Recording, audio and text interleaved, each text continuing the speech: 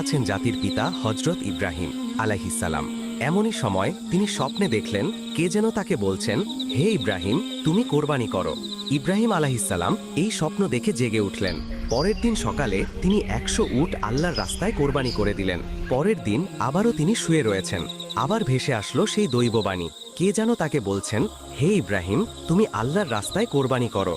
পরের দিন সকালে আবার হজরত ইব্রাহিম আলাইহিসসালাম 100 উট আল্লাহর রাস্তায় কোরবানি করে দিলেন। কিন্তু হায়, মনে হয় আল্লাহ পাক রাব্বুল আলামিনের দরবারে তার এই কোরবানি কবুল হয়নি। তাই পরের দিন তিনি আবার যখন বিছানায় শায়িত রয়েছেন, তখন আবার ভেসে আসলো সেই দৈববাণী, হে ইব্রাহিম, তুমি কোরবানি করো। কে জেনে বারবার তাকে বলছে, হে ইব্রাহিম, তুমি আল্লাহর রাস্তায় তোমার সবচাইতে প্রিয় বস্তুটিকে কোরবানি করো।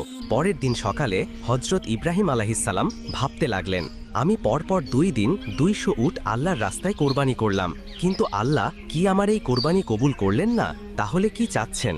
আল্লাহ পাক রাব্বুল আলামিন আমার থেকে অনেক ভাবার পরে ইব্রাহিম আলাইহিসসালাম দেখলেন আল্লাহ পাক রাব্বুল আলামিন আমাকে স্বপ্নে বলেছেন, হে ইব্রাহিম, তুমি তোমার জীবনের সবচাইতে প্রিয় বস্তুটিকে আমার রাস্তায় কোরবানি করো। এই পৃথিবীতে আমার সবচাইতে প্রিয় বস্তু হলো আমার সন্তান ইসমাইল। হজরত ইব্রাহিম আলাইহিসসালামের বয়স যখন 86 বছর ছিল, তখন হজরত ইসমাইল আলাইহিসসালাম তার গৃহে পয়দা হয়েছিলেন। আর এই সন্তানটি ছিলেন ইব্রাহিম আলাইহিসসালামের সবচাইতে প্রাণের ও মহব্বতের সন্তান। কেননা এত বার্ধক্য বয়সে তিনি একটি সন্তান লাভ করেছিলেন। এই সন্তানটি ছিল তার বংশধারা জারি রাখার একমাত্র মাধ্যম। কিন্তু আল্লাহ পাক রাব্বুল আলামিন যখন তাকে এই প্রিয় সন্তানটি কোরবানি করার জন্য বারবার তাকে আদেশ দিলেন, ইব্রাহিম আলাইহিসসালাম মনে মনে ধীর সংকল্প করে বললেন, এটাই যদি আল্লাহর অভিপ্রায় হয়, তাহলে যে ইসমাইলকে তার রাস্তায় কোরবানি করতে হবে, তাহলে আমি পিছপা হব না।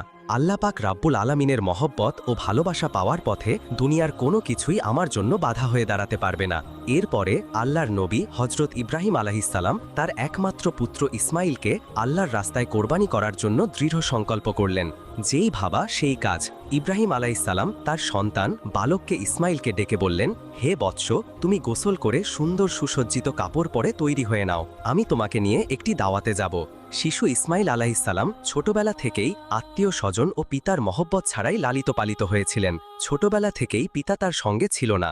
যখন বালক ইসমাইল আলাইহিসসালাম শুনলেন পিতা তাকে নিয়ে এক জায়গায় দাওয়াতে যাবেন, বালক ইসমাইল মনের আনন্দে নেচে উঠল। তখন তিনি মাতা হাজেরার কাছে গিয়ে বললেন, আম্মাজান, আপনি কি শুনছেন?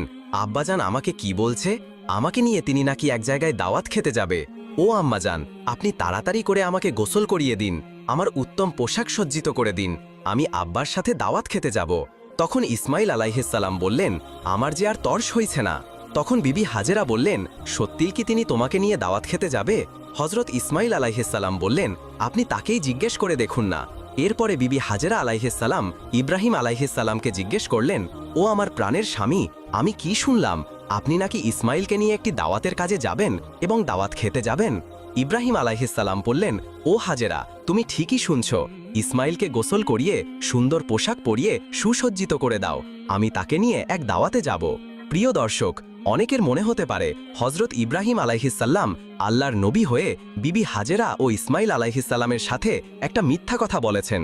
কিন্তু মূলত জাতির পিতা ইব্রাহিম আলাইহিসসালাম তাদের সাথে মিথ্যা কথা বলেননি। গভীরভাবে যদি চিন্তা করা হয়, তাহলে ইব্রাহিম আলাইহিসসালামের এই কথাটি সঠিক ও বাস্তবসম্মত ছিল। কেননা তিনি তো ইসমাইল আলাইহিসসালামকে নিয়ে আল্লাহ পাক রব্বুল আলামিনের একটি দাওয়াতেই যাচ্ছিলেন। এরপরে বিবি হাজেরা আলাইহিসসালাম বালক ইসমাইলকে উত্তম রূপে গোসল করিয়ে সুন্দর পোশাক পরিয়ে সুসজ্জিত করে ইব্রাহিম আলাইহিসসালামের কাছে নিয়ে আসলেন। অতপর তাকে স্বামীর হাতে তুলে দেওয়ার পূর্বে বললেন, ও আমার প্রাণের স্বামী, ইসমাইলকে আমি ছোট থেকে এই পর্যন্ত লালন পালন করেছি, কিন্তু এর মধ্যে আমি তাকে একটিবারের জন্য আমার দৃষ্টির আড়াল হতে দেইনি। ও আমার প্রিয় স্বামী, আপনি সব সময় তাকে দেখে রাখবেন, কখনোই আপনি তাকে আপনার চোখের আড়াল করবেন না। যতক্ষণ পর্যন্ত না আপনি আর ইসমাইল আলাইহিসসালাম আমার কাছে ফিরে আসছেন, ততক্ষণ পর্যন্ত আমি উদ্বিগ্ন থাকব এবং আপনার পথপানে এসেই থাকব। আমি আপনার এবং আমার পুত্রের পানে চেয়েই আমার সময় কাটাবো। হজরত ইব্রাহিম আলাইহিসসালাম বিবি হাজেরার এই কথা শুনে কোনো কিছুই উত্তর করল না। তার হৃদয়ের মধ্যে এক তুফান বয়ে যাচ্ছিল। তিনি মুখ ফুটে কোনো কথা বিবি হাজেরাকে বলতে পারছিল না। তার অশ্রু যেন দুচোখ বেয়ে বেরিয়ে আসতে চাচ্ছিল, কিন্তু তিনি তার অশ্রুগুলোকে আল্লাহ পাক রব্বুল আলামিনের মহাব্বতের দরিয়ায় চাপা দিয়ে রেখেছিলেন। এরপরে হজরত ইব্রাহিম আলাইহিসসালাম বালক ইসমাইলকে নিয়ে চলতে লাগলেন মিনার পাহাড়ের দিকে।